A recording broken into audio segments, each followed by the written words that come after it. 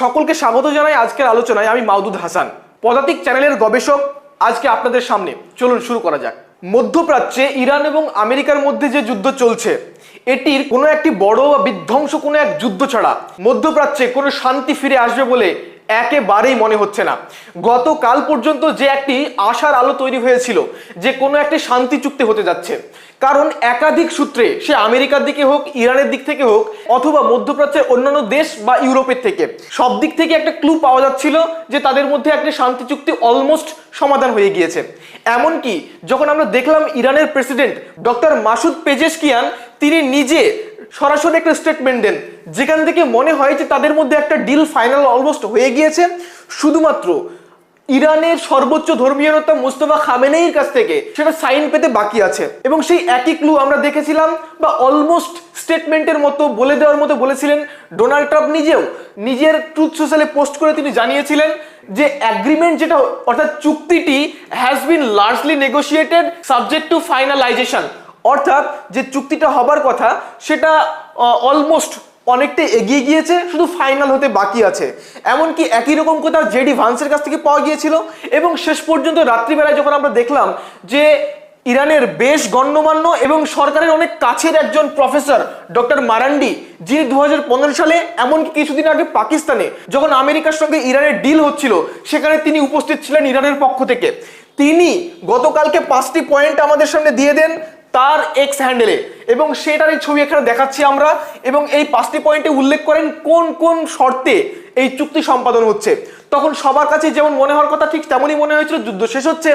কিন্তু তারপরেও আমরা গতকালকের ভিডিওতে আপনাদেরকে দেখিয়েছিলাম, একটা পয়েন্ট থেকেই যাই, নেতানিয়াহু কি ভাবছে।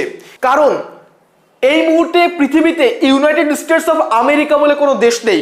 যদি কোনো দেশ থাকে যেটি কানাডার দক্ষিণ দিকে অবস্থিত, তাহলে সেই দেশের নাম বলতে পারেন ইউনাইটেড স্টেটস অফ ইসরায়েল।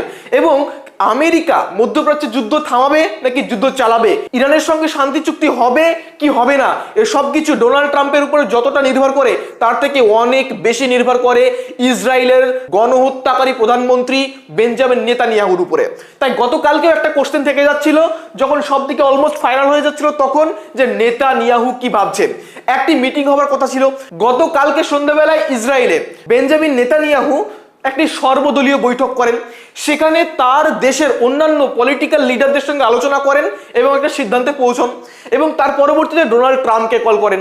এবং সেই কলের পরবর্তীতে যে ঘটনা ঘটেছে, তাতে এই মুহূর্তে আবারও ডাইরেক্টলি, যেটা ওপেনলি বলতেই হচ্ছে, এই মুহূর্তে আর কোনো ডিল হচ্ছে না। আর মধ্যপ্রাচ্যে যদি কোনো শান্তি ফিরে আসে, তাহলে আমেরিকার সঙ্গে কোনো এক ভয়ঙ্কর বিধ্বংসী ভয়ানক যুদ্ধের মাধ্যমে ফিরবে। অন্যথায় শান্তির কোনো রকম ক্লু বিশ্বাসযোগ্য এই মুহূর্তে অ্যাটলিস্ট নয়। গতকালকের এই শান্তির কথা শুধুমাত্র সারা পৃথিবীর দেশগুলোই নয়, এমনকি যারা বিজনেসম্যান, যারা টাকার কথা চিন্তা করে, অন্য কিছুই চিন্তা করে না, সেই বিজনেসম্যানরা গতকালকে যে অন পেপারে যে তেল কেনা বেচা হয়, তারাও গতকাল ভোর 3:30টার সময় যখন আমরা দেখলাম তেলের মার্কেট খুললো, অন পেপারে অর্থাৎ ইলেকট্রনিক ভাবে যে তেলের কেনা বেচা হয়, যেটাকে ব্রেন্ট ক্রুড বলা হয়, তার যখন মার্কেট রবিবার বন্ধ থাকার পর গতকাল ভোর 3:30টার সময় ভারতীয় সময় চালু হলো, আমরা দেখেছিলাম তার দাম কমে আসছিল। কেন? এর কারণটা হচ্ছে তারা বিশ্বাস করেছিল যে হয়তো শান্তি প্রতিষ্ঠা হতে যাচ্ছে। কিন্তু বেঞ্জামিন নেতানিয়াহু এই শান্তি চুক্তি চায়নি। আর তারই প্রমাণ আমরা দেখেছিলাম গতকালকে আমেরিকাতে বেঞ্জামিন নেতানিয়াহুর যে সমস্ত পোষ্যগুলো ছিল, যারা আমেরিকাতে সরকারের মধ্যেই আছে। যেমন বলতে পারেন লিন্ডসে গ্রাহামের কথা, যিনি আইপ্যাকের কাছ থেকে, অর্থাৎ ইসরায়েলের দ্বারা চালানো জায়োনিস্টদের যে একটা অর্গানাইজেশন আমেরিকাতে আছে, যারা আমেরিকার পলিটিশিয়ানদের, রাজনৈতিক নেতাদের টাকা দিয়ে কিনে রাখে, তাদের টাকা দিয়ে জিতে আসা একজন সেনেটর লিন্ডসে গ্রাহাম, কিংবা মনে করতে পারেন বিজনেসম্যান মার্ক ডিবোউইটস, কিংবা মনে করতে পারেন মার্ক আর লেভিনের মতো ব্যক্তিবর্গ, তারা গতকালকেই ক্লু দিতে শুরু করেছিল যে ইসরায়েল এই দুইয়ের ভিতরে কোনো চুক্তিকে মেনে নেবে না। লিন্ডসে গ্রাহাম তারা বলছিলেন যদি এই চুক্তি হয়ে যায়, তাহলে কি হবে, ইরান হয়ে যাবে অত্যন্ত ডোমিনেট ফোর্স, অত্যন্ত শক্তিশালী একটা ফোর্স মধ্যপ্রাচ্যের উপরে। এবং যদি এটা হয়ে যায়, তখন মধ্যপ্রাচ্যের পাওয়ার ব্যালেন্সে বড় পরিবর্তন চলে আসবে, আর সেটা হবে ইসরায়েলের জন্য একটি নাইট মেয়ার। এইসব কথাগুলো বলতে শুরু করেছেন লিন্ডসে গ্রাহাম।